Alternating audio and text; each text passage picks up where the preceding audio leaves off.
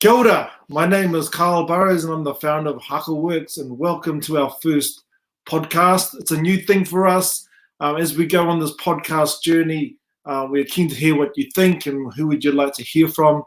We're so new we haven't even settled on a name, and the one I'm liking right now is Haka and the Matrix. Why? Well, Haka is what we do, and in this case, it's really a metaphor for our Maori cultural knowledge. And the Matrix, well, we all know the movie, right, where Keanu Reeves is the hero, and he navigates through different versions of reality to discover his purpose. Those versions of reality is what we want to explore, and I think the tools from Maori culture give us a real advantage in life, helping us understand our own purpose, and perhaps more importantly, the purpose of our communities. You see, I'm interested in helping humanity by sharing more of the taonga or the gifts that have been passed to us. But I know some of this mātauranga or knowledge is sacred, or tapu, or restricted, and I'm really keen to explore this. So I'll be talking about these sort of issues with our first guest, Mr. David Jones of Ronga Whakaata and Ngāti Kahungunu. David is an ex-lawyer with one of New Zealand's top law firms. He was a general manager of an iwi organisation and now runs a communication consultancy. But I know David because he was over here. He worked with us here in London in Haka Works as one of our facilitators and also a performer for our Haka group, Manaia. We were over in, of course, working in the UK, the United States, and Chicago, and also Japan. I know David did performing with Ngāti Rānana in Italy and South Africa, so he's really experienced in sharing some of our knowledge, our taonga throughout the world. Now, I'm recording this intro post interview, so I know what we talked about, and it's going to give you a little tease to keep you guys keen. So how, as Maori, we've had to adapt to new technology to continue our customs, especially in the time of lockdown and COVID-19. How our traditional knowledge has helped many of us navigate our way through the demands of a modern world. We talk about the NH Nurses Haka that happened last week, and people using our cultural knowledge without context or knowing what they're doing. We talk about teachers of Maori knowledge overseas and how we can regulate what we do through our whakapapa type framework. And finally, we talk about the environment and climate change, which ties in nicely with David talking about growing kumara, which is a sweet potato, and preparing the seedbed properly so that kumara can grow strong and healthy. Nō reira, tēnā koutou, e hoa mā, nau mā hara mai ki tēnei hōtaka. David, ka huri ki a koe, tēnā koe. Tēnā koe, Karl. He mihi ki a koe. O tira, he tika me mihi ki ngā mate huhua o te ao. Rātou kua whetūrangitia I tēnei mate a COVID-19. I just want to acknowledge all of those who have passed from COVID-19 here in Aotearoa and around the world. Koutou o tai whetiki kia koutou haere. Tātou o tai awatea, tēnā tātou. Kia ora, and me tautoko anō oki o kōrero pāna ki a rātou ngā mate o te wā. I know it's been a really difficult time for those at home who have passed, and there's I know back in Taranaki where I'm from, there was Huirangi Waikirepuru, of course, who passed, and people haven't been able to hold tangi. What's it like on your side of the coast there with dealing with those issues? So we've just seen one of our whānau hold an online tangi, which is the first of its kind, but you know, it's difficult. How do you grieve somebody, and how do you bring in all of our cultural practices when most of it's face-to-face?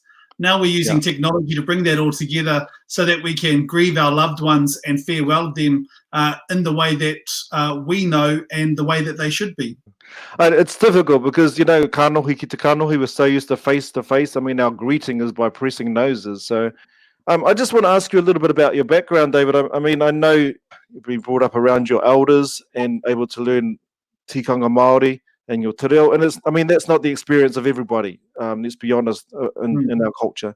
How is that? Is any of that translated into applying that sort of knowledge in Te Ao Whānui, the wider world? Yeah, I suppose just a little bit of background. My mum's non-Māori, so Pākehā.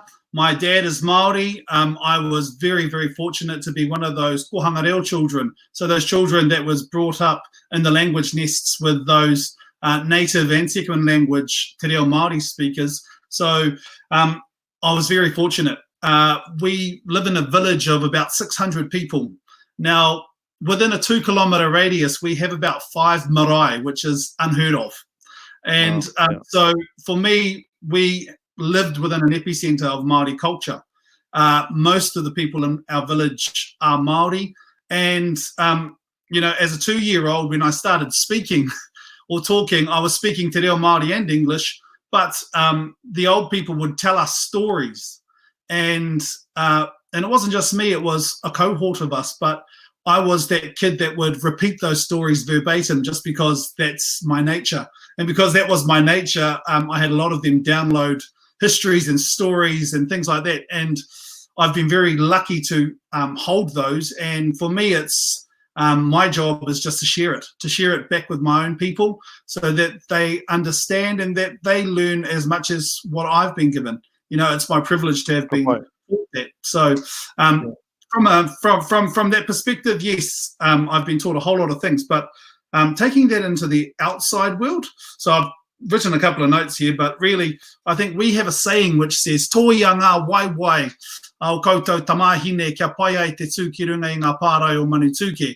Now, we used to use this as kids, and it was fashion the feet of your young people so that they may stand on the battlefields. Now, for us, it's all of those life skills, all of those skills that you have helps me to walk in both worlds, having a sense of belonging, having a sense of understanding who I am. First and foremost, I think that helps me in the wider world because I know who I am, I know where I come from. And, and identity is really critical to start with. I just want to touch on one thing. You know, you talked about storytelling, and you know, I think it was Steve Jobs who said, you know, if you're a storyteller, you know, you're going to be one of the most influential people in the world, something along those lines. And do you think your ability to be able to communicate or tell stories is useful to organizations outside your Maori world? Oh, absolutely. I think communicating is one big aspect of what I see Te Ao Māori is. You know, we have amazing orators that stand and speak on the marae. We have our women who do the karanga. They all are telling a story one way or another. We have our whole epistemology, I think that's the word, our stories that ground us into the earth as tangata whenua or people from the land. And so all of these stories build this picture. And so whenever we stand and we speak, we're grounded in that and we can start connecting to other stories, other cultures. Well, you know, David, I've seen you speak on, you know, at Ngāti Rānanga here on the pai. And there is a way, I mean, if you don't mind me using an example, there is a way which you stand, which makes me feel that you're connected to something bigger than yourself. And I think that's part of, you know, this taonga of storytelling that we have. Do you think this is something that just belongs to us, or is it something that other people can learn or other cultures have? I think there's quite a few aspects to that question. So for me, I see us as iwi Māori, you know, we're a giving people. We've always been a giving people, and we welcome people into our space. There's a difference between welcoming people into our space, sharing that, and then people taking that and not using it with the same context or with the same heart and the teachings and traditions that we've been brought up with. Because when we're presenting something, there's a whole lot that goes behind it, and it's generations upon generations of knowledge. And so for us, when we're presenting that, we have that connection back to that. And I feel there's definitely a place for us to share that with the world. And from a values perspective, absolutely, because values go across the board. But when we speak about specific things to Te Ao Māori, I think there's a line there. And it's about balancing that, I think. Yeah, and it's really quite difficult to find that line sometimes, and it's not really that clear. And I think, you know, just in my experience, the psychological process of storytelling, you know, that's something that's quite universal. We have our own specific methodology, which enables us to connect to things that are meaningful for us, like our ancestors, you know, and the stories that have been passed down and the knowledge that has been passed down. I think there's a limit in terms of what we share there, you know, because that's specific to us. And to be honest, it doesn't really mean that much to other people outside of who we are. But I think the actual process that we go through, the psychological process of opening ourselves up to something bigger than who we are as individuals. And that's perhaps something that we can teach them, not in terms of the specifics about how we do it as Maori, but as in terms of the general flow of that process. Yeah, absolutely. Just picking up on that, I think all of us, so especially in Te Ao Māori, we are a values-based society, and those values connect us to each other. They also regulate our the way we interact with each other. And so for us, those same values we can then bring to others. And I think that's the thing that connects us at that primary level, at that base level. And then the stories and everything else starts to show different perspectives that we all bring to the table. Mm. Well, I'm just going to pick you up on that, regulating each other, because it does work when you're at home. What do you think about all these Maori outside of home? I heard a saying the other day from Oscar Wilde that an expert is simply somebody who is ordinary, has ordinary knowledge, but has left his home.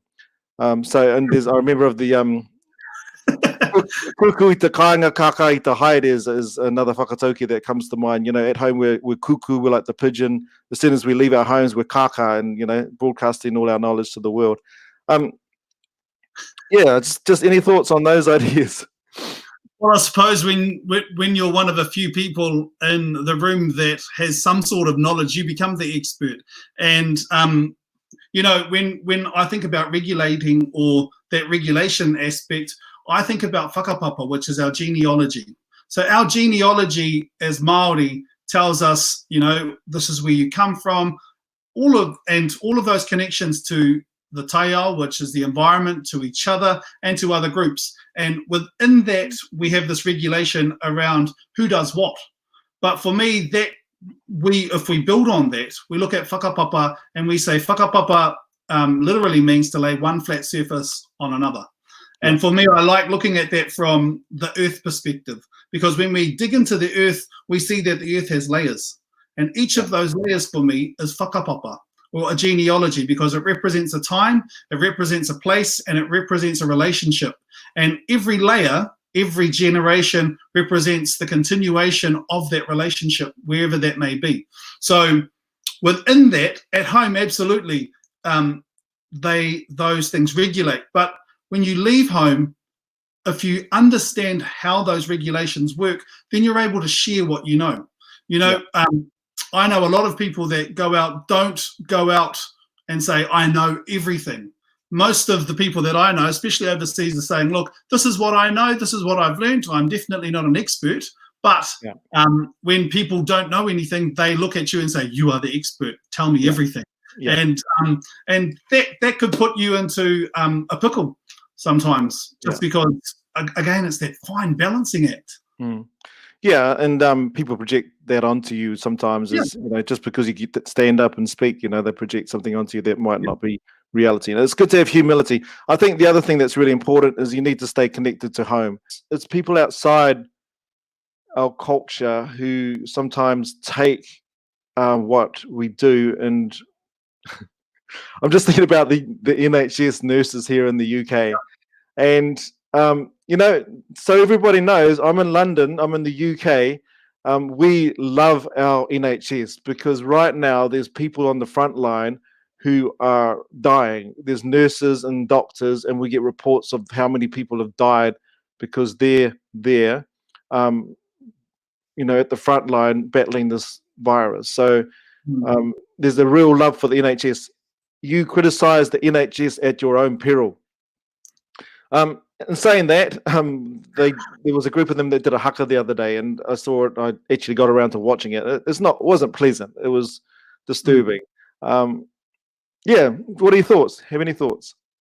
I think it comes back to that whole sharing thing, right? So just because I've shared or brought you into the space and shared with you this aspect, it doesn't mean that you can then go and take that and turn it into something. For me, it's I sit in the space of, we welcome you into our space. You can come and learn, but it doesn't mean you are now the expert that you can go and do that. When we do haka, when we do performance, again, as I said, there's a whole whakapapa. There is a whole lot that sits behind it. Now, I understand that the gesture wasn't to offend us, but in essence, that's what it did. There's a whole lot of people that are quite angry about it and offended about it because I think it's that whole thing around, a little bit of knowledge is dangerous. And in this sense, I could see what they were trying to do. They were trying to do a haka to this COVID-19 to say, you're not going to get us. But, is there a more British way to do that? I don't know. It might be singing a song or something like that. Yeah, I think also the other point is, I think there's a sense of entitlement that they are able to just take anything from other cultures and just have a go. And, I mean, at one level, good on them. They, no shame. But at the other level, they're just not thinking about other people and the consequences of what their decision is. And it's taking and it hurts, and they need to know. And that comes back to to our history, our history of land alienation, cultural alienation, all of those things that sit behind the comments that come out about what are you doing with this thing we call haka. If you don't understand it, there's a whole history that goes behind it, and that's where the pain and that's where that mamae may sit as well. So, I totally agree with your comments, Karl. Yeah. So, you're in New Zealand right now. Do you want to tell us your plans? So, at the moment, I am at home, back on the land, digging kumara, so sweet potato. So, our histories, our stories talk about the coming of the kumara. And the planting of the kumara here in Turanganuiakiwa, and my family's grown it for generations, and I'm the next in the generation to continue that. So I'm digging up kai at the moment, putting it all together and getting that ready for sale. And then it's just looking at what's next. I mean, with travel being cut down, there is opportunity for localized, local opportunities. But there's also international opportunities, and I think it's just about thinking about where the market's heading, what's happening. I'd love to get back on a plane once this settles down and continue to share haka and my skills with the world. I think there's also opportunities via the internet. I mean, we've been in lockdown now. We had 10 jobs cancelled in February, March. And all of a sudden you're in lockdown, you don't know what to do, you go, shit, what's the future going to look like from here? And then, I don't know, you get on this computer and you see all these, people doing different things, and you're inspired and you think, well, I've got not much to do right now, let's give it a go. I just think there's a lot of opportunities. Again, we're not used to doing things that aren't face-to-face. We're used to having people and connection and energy that arises from there. I've been able to explore just doing haka workshops online with a few clients, and it's not how it used to be, and there's no fancy pictures to take of our travels, but it's still sharing our knowledge, getting out there. So it's sharing. It's still sharing the culture, and it's the entrepreneurial spirit, adaptability, being able to adapt to what's happening in the world and just what's happening in front of us. So, Karl, being able to do a haka session with someone online, how wonderful is that? Yeah, no, kei te mihi. Hey, so Arama, from Taranaki, Arama Rata, tēnā koe, Arama. Her question is completely for you. Got any tips for getting a good kumara harvest? Lol. Well, I'm really, really lucky. As I said, whānau, my grandfather had a maramataka, or a lunar calendar that was handwritten, and I ended up in possession of it after he passed away. And it tells me what days to plant, what size I'll get, how long they will last. So, generations of information. So don't know if I could share that with you, Ehua, but, kumara planting is all about right from the start, the seed bed. You have to get the seed bed right, get that right, then your tipu will grow, and then you can take those out into the paddocks to grow, and then just tend to it. This really leads me to my next question, probably all we've got time for.